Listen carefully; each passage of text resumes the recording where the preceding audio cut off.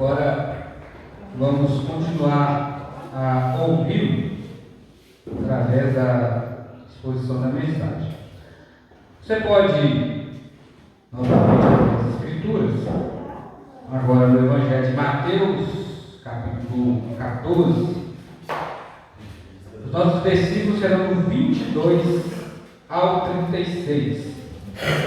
Nós vamos ancorar aí, para que possamos ouvir tudo aquilo que o Senhor agora vai nos falar na sequência através da mensagem. Mas não antes de fazermos mais uma oração, amém? Para que possamos continuar numa condição de pessoas humildes, de pessoas que carecem e têm necessidade extrema da palavra do Senhor. Aqui nós somos pessoas pobres de espírito.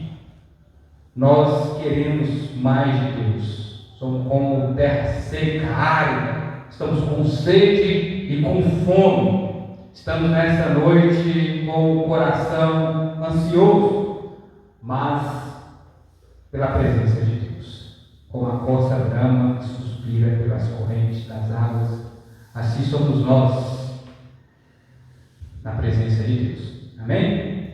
Quero pedir ao irmão Ed esteja orando, pedindo a Deus para que todos os corações que aqui estão possam se sensibilizarem, se tornarem cativos ao que Deus está fazendo aqui nessa noite. Deus, nesse momento, ó Pai, nós possamos nos colocar, Pai, cada um com sua individualidade, ó Pai, cada um com sua necessidade, Deus. O Espírito Santo do Senhor, eu creio, tenho fé, tenho certeza que Deus já se faz presente aqui no meio de nós, ó Pai. Que nesta noite, ó Deus, nossos corações possam ser acalmados, ó Pai, acalentados, ó Deus, e que sejamos reproduzir, ó Deus, tudo aquilo que o Senhor necessita de nós, ó Pai.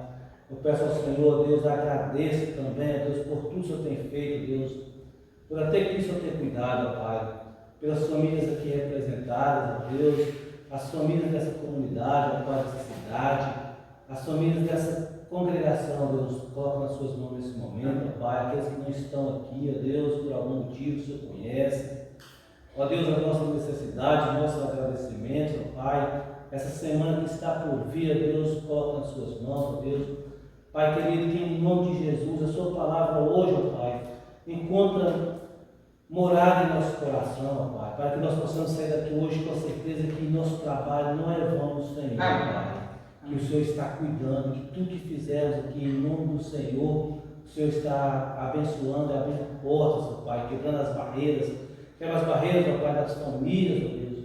Eu clamo ao Senhor nesta noite, ó Pai, nos fortaleça, ó Deus. Eu creio que o Senhor já está atendendo os clamores, ó Pai. Nós já podemos ver novos ventos, ó Deus. Por isso eu oro agradecido, ó Deus, por o Senhor estar ouvindo os clamores desta igreja, ó Pai.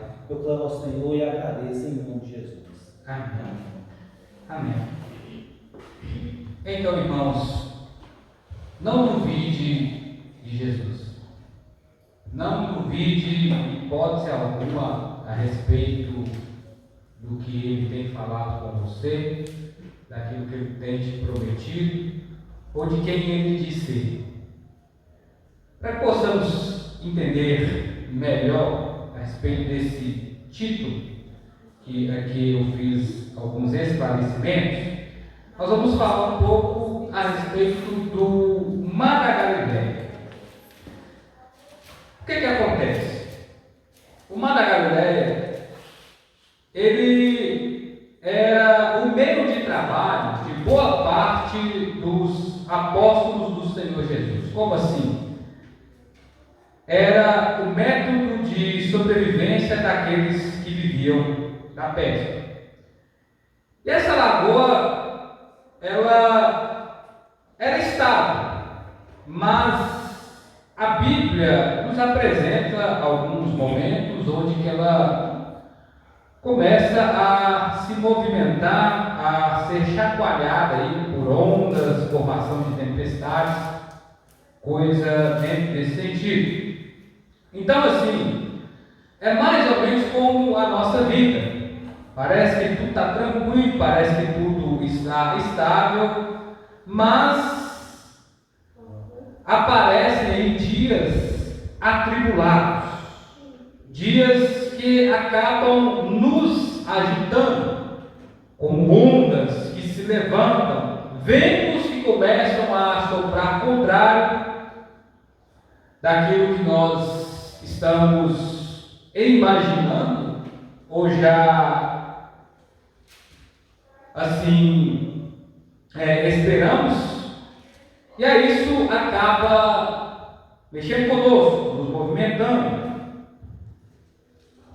Então, há lugares que Jesus ele te manda ir, e você vai estar enfrentando problemas e adversidades. Preste bem atenção. Há lugares que Jesus vai te mandar ir, e você vai enfrentar tribulações. Por que seria isso? Por que isso nos atingiria? Por que isso de repente alcançou você? E por que isso é como um termômetro de medir? O porquê que isso é como um aferidor? Simplesmente para nos fazer pensar que tipo de vida nós temos levado ao lado de Jesus. Que tipo de pessoa nós temos nos tornado ao seguir. Faça o que Jesus te manda, faça com coragem. Faça aquilo que Jesus tem te mandado, mas faça com coragem. Tenha ânimo. Não tema esse tipo de situação quando ela surgir, quando ela se levantar. No versículo 22 ao 27, a narrativa aqui do Evangelho de Mateus nos apresenta o seguinte: Jesus anda sobre o mar. Logo em seguida, ele obrigou os seus discípulos a entrar no barco e ir na frente dele para o outro lado, enquanto ele mandava as multidões para casa. Tendo-as mandado para casa, subiu ao monte para orar em particular.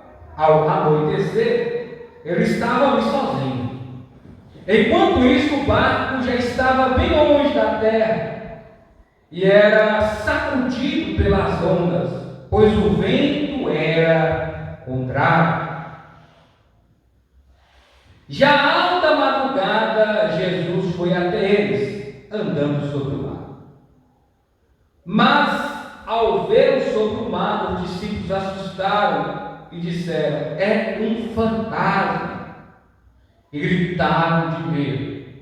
No original é um espírito. Lembrando que nesse ponto da história onde a Bíblia aqui nos deixou registrado este momento, essa palavra ainda não era utilizada. Então eles gritaram imaginando que Jesus era um espírito. Jesus, porém, falou-lhes imediatamente: tende coragem, sou eu, não temas. Temos dois pontos da literatura bíblica aqui, onde que os discípulos eles estavam no mar da Galileia e se formou uma tempestade. Houve um momento onde que Jesus ele estava descansando a bordo do barco, isso é, ele estava dormindo. E aconteceu ali um grande vendaval e o barco parece que estava indo a pique. Eles imaginavam que iriam afundar diante do chacoalhar, do chicotear das ondas. E eles foram depressa acordar Jesus. E eles fizeram a seguinte pergunta para ele: mestre, não te importa que pereçamos? Tipo assim, a nível de exemplo, tentando imaginar um pouco da situação, o Senhor não vai nos salvar, nós vamos morrer aqui. Os explicadores nos dão alguns indicativos, nos mostrando que essas duas tempestades, tanto nesse evento Jesus dormindo como agora, elas de alguma maneira surpreenderam os discípulos. Lembrando que eles eram experientes nessa lagoa, a lagoa de Genezaré, o mar da Galileia, entendeu? Era simplesmente o nome dado a essa grande lagoa ali. Então, assim, eles provavelmente já experimentaram aí o mar agitado. Já houve ali alguma situação onde que eles foram pescar e de repente um vendaval começou. Mas dentro desses eventos aqui, eles estavam com medo. E nesse ponto eles foram acordar Jesus. E o que Jesus fez? Ele se levantou e acalmou o vento e também o mar. E eles ficaram mais impressionados ainda com o tipo de pessoa que eles estavam andando. Quem é essa pessoa que até os ventos e o mar o obedecem? Eles começaram ali a razoar em princípio, isso está fora do normal, isso está fora do comum. Então, há momentos que Jesus ele acalma as tempestades que está dentro de nós, aquela crise dentro do nosso interior, aquilo que está nos fazendo sucumbir está dentro de nós. Ele se levanta e ele acalma todo esse vendaval que às vezes está agitando, pondo pressão no nosso coração ou no nosso espírito. Porque simplesmente ele se importa. Ele se importa com você, ele se importa com você, ele se importa com a sua situação, ele se importa com a sua vida. Não é porque Jesus ainda não manifestou o seu poder ou bonança, isso não quer dizer que ele está aquém, ele está indiferente, não, pelo contrário. Ele tem tudo sob controle. Há situações também que Jesus ele acalma toda a tribulação que está fora de nós, que é do nosso exterior, não é interior, é exterior, aquilo que está à nossa volta, aquilo que está nos preocupando, nos trazendo medo, aquilo que está nos assombrando e está ao nosso derredor. Que é o que aconteceu aqui. Se você perceber no contexto, Jesus ele havia acabado de realizar um milagre. Estava quentinho aqui ainda esse milagre. Foi a multiplicação de pães e peixes. É interessante que na sequência ele despede as multidões para casa e ele manda os discípulos entrar no barco e passarem o mar da Galileia até a outra margem. É Jesus que faz isso. Agora a pergunta é: por quê? Eu não sei se você percebeu, mas aqui na Bíblia, quando Jesus desloca os seus discípulos, o autor deixa registrado a seguinte palavra: ele os obrigou a ir até o outro lado.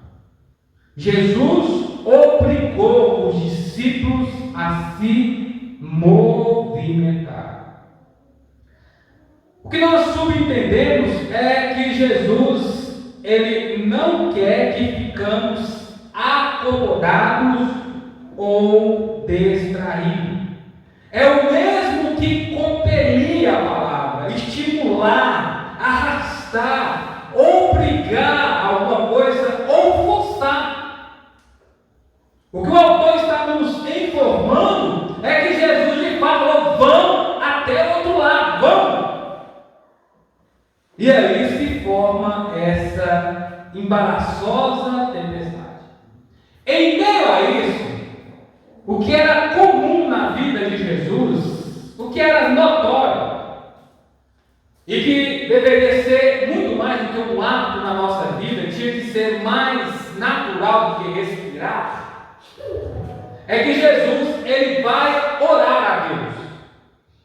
E quando ele vai buscar o Pai em oração, a palavra E aí os discípulos, eles já estão remando há tempos ali. Logo na sequência, Jesus vai até eles. A palavra fala que é como se Jesus tivesse atravessado os 4 campos de futebol, ou estádios, nós podemos assim dizer, caminhando sobre as águas.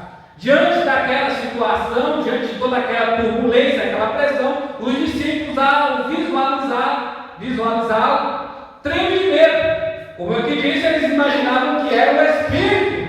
E aí Jesus acalma o coração deles aqui, já iniciando esse contato com eles, dizendo: coragem, não temas, porque sou eu.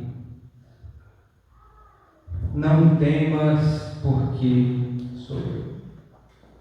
E é sempre assim, de maneira imediata, logo em seguida. Jesus havia nos mandado, depois Jesus já estava ali com eles. Talvez você está se perguntando assim: será que Jesus, sendo quem é, ele não poderia ter previsto essa tempestade? A resposta é: por que não? Claro que sim. Jesus sabia que isso ocorreria, mas ele queria mais uma vez ensinar algo para os discípulos. E no Evangelho de Marcos, no capítulo 6, versículo 48, tem o mesmo ponto de vista desse momento, agora já com esse autor do Evangelho de Jesus Cristo. Evangelho de Marcos, capítulo 6, versículos 48. Pega esse detalhe aqui.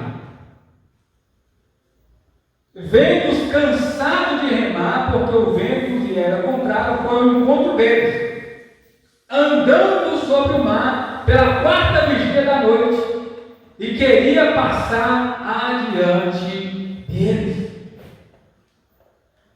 O que Jesus ele está nos dizendo na íntegra é: se você está me seguindo, se você se tornou um dos meus discípulos, se você quer ser um servo meu, uma serva minha, você precisa crer em mim. Você precisa ter fé. Ah, pastor, é como se a minha vida dependesse disso. Não, meu querido. Não, minha querida, não é isso. Literalmente, a vida vai depender dele. A nossa vida está nas mãos dele. E o que ele está querendo dizer é: não tem como mais viver a vida agora conforme as nossas forças, conforme a nossa experiência, conforme o que nós podemos fazer, o que nós temos. Agora é confiança mútua em Jesus. Jesus está nos mostrando que sem Ele nós não podemos viver uma vida de fé. Ele está nos mostrando que cedo ou tarde nós somos alcançados por Ele. Cedo ou tarde nós cansamos. Podemos ser jovens, podemos correr, podemos ter força, mas vamos cansar. Uma hora ou outra o cansaço nos alcançará.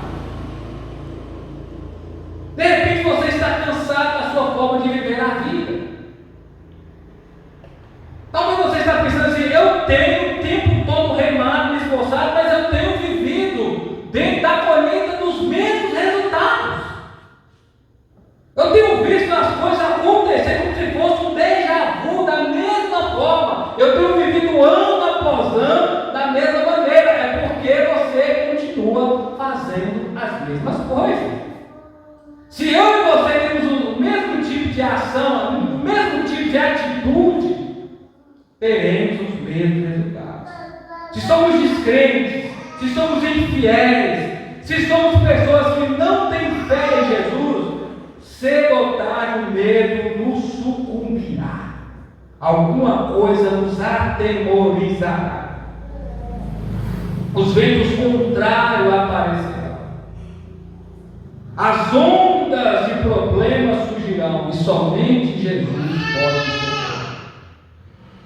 É interessante que, apesar de tudo que está havendo, de tudo que está acontecendo, o que Jesus nos ensina e nos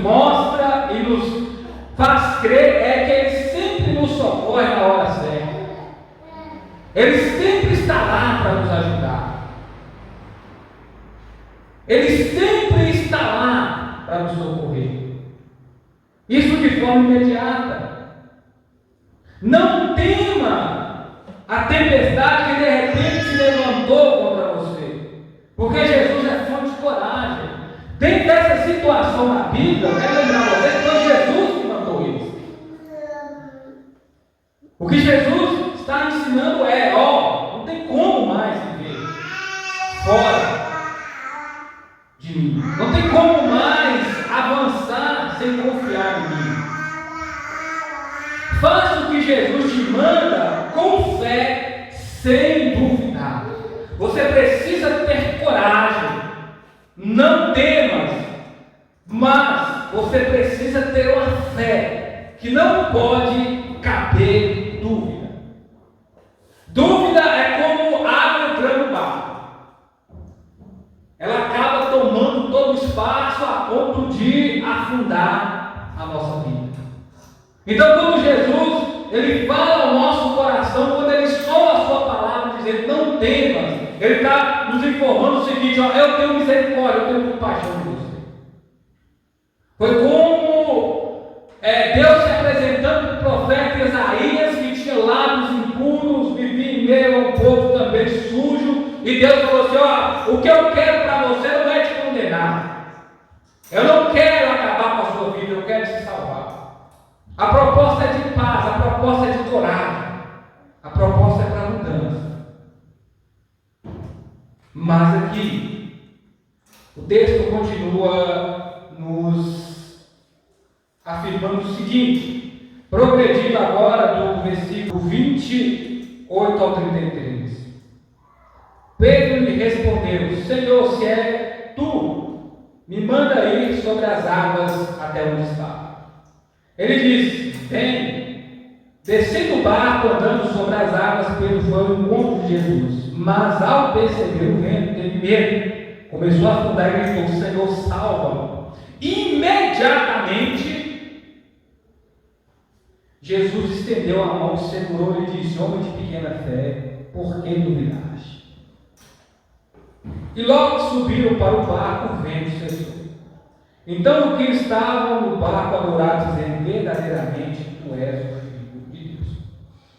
Como eu disse para vocês, há tempestades que Jesus ele acalma fora do barco, e há tempestades que ele acalma dentro do barco. Aqui, quem toma a cena e entra no meio do movimento é Pedro. Pedro ali com os discípulos do Senhor, os apóstolos, aí ele indagou: se é tu mesmo, manda ter contigo sobre as águas. Depois dessa colocação, ele é o Espírito, quem que é essa figura e tal, Jesus ali fala com eles percebem que é o mestre. Pedro, reafirmando esse negócio, diz o seguinte: se é o Senhor mesmo, eu quero também ir contigo, ter contigo sobre as águas. Mas continue prestando atenção pelo seguinte: Pedro aqui, ele vai dar alguns passos sobre as águas. Ele é o único personagem bíblico, fora Jesus, que consegue essa façanha. E às vezes nós até criticamos Pedro pelo fato de que ele começa a afundar, e a questão aqui é a dúvida mesmo. Ele começa a tirar os olhos de Jesus, ele começa a perceber ali a situação do ambiente, ele começa, é como um barco e a pica, ele está descendo, ele está como um machado sem cabo. Mas,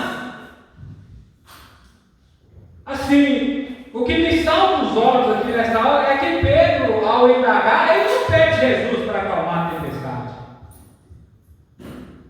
Daquela outra vez, eles foram lá para o Senhor e falaram: tu não te importas com essa tempestade aí? O Senhor não está se preocupando conosco? Mas agora não. Ele disse: é tu mesmo, eu quero ter contigo. E ele quer atravessar a tempestade. Ele quer ir até Jesus no meio dessa bagunça.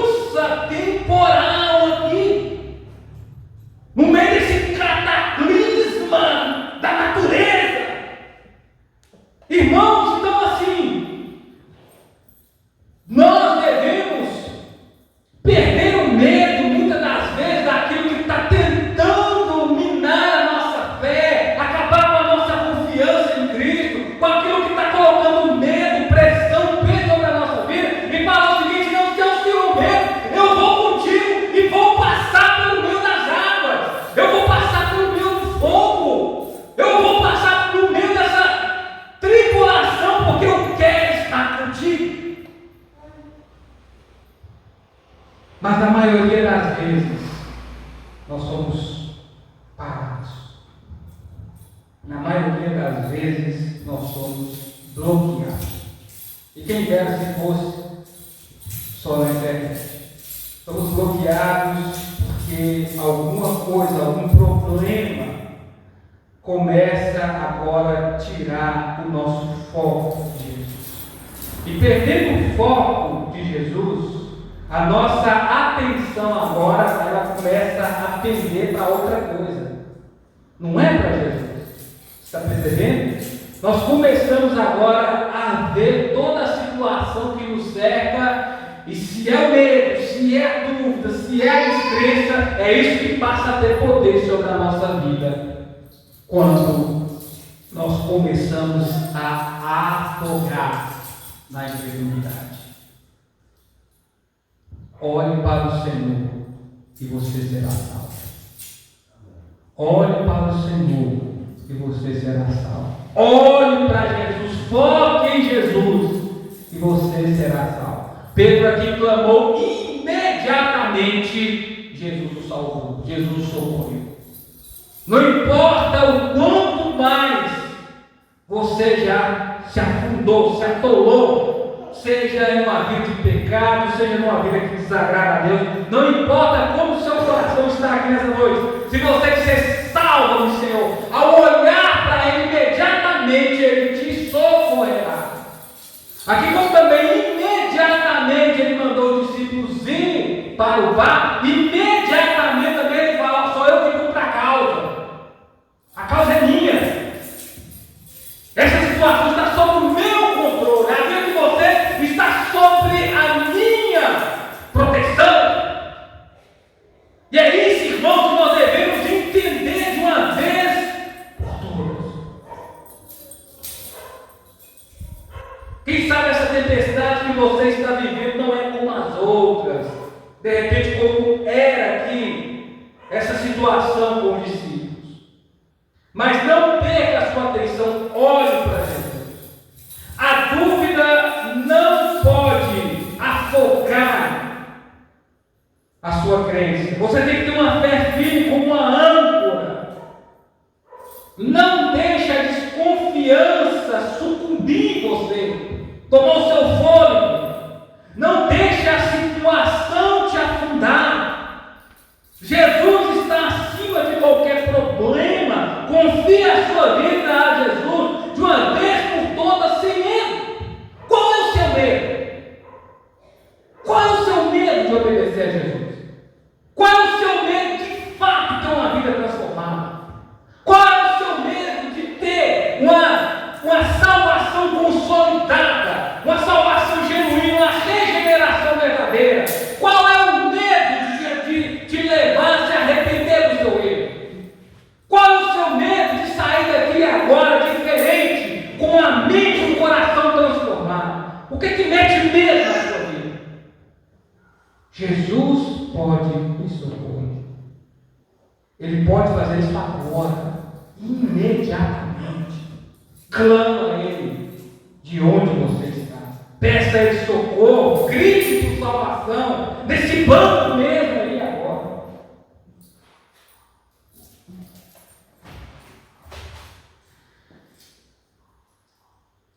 Jesus, Ele te conduz às águas tranquilas,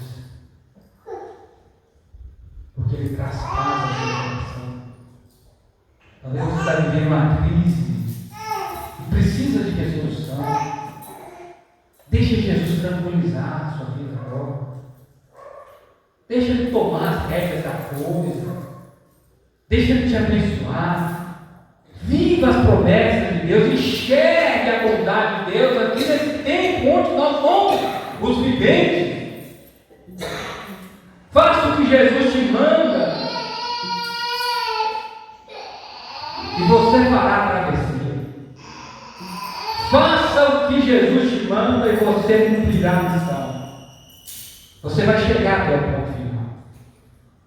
Você vai ter terra firme. O que Jesus simplesmente fez foi deslocar os discípulos e colocá-los numa situação onde eles dependeriam dele. Não tinha mais terra firme. Não tinha mais remo que poderia segurar essa tempestade. Não tinha mais forças que poderia ajudá-los a sair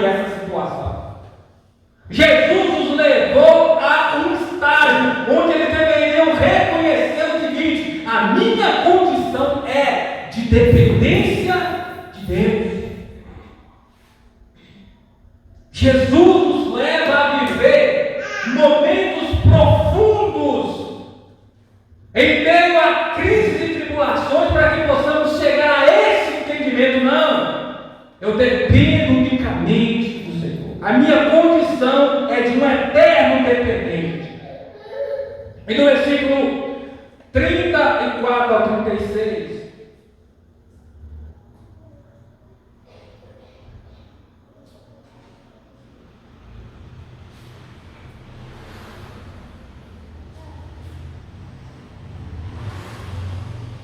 e tendo feito a travessia, chegaram até a terra em Genezaré. Os homens do lugar correram e divulgaram isso por toda a região. E levaram todos os enfermos e rogaram que ele apenas lhe permitisse tocar a barra do seu manto. E todos que tocaram foram curados. O que Jesus faz é reconhecido por todas as pessoas. Jesus, ele tem autoridade e poder através da sua palavra, muito mais do que ensinar.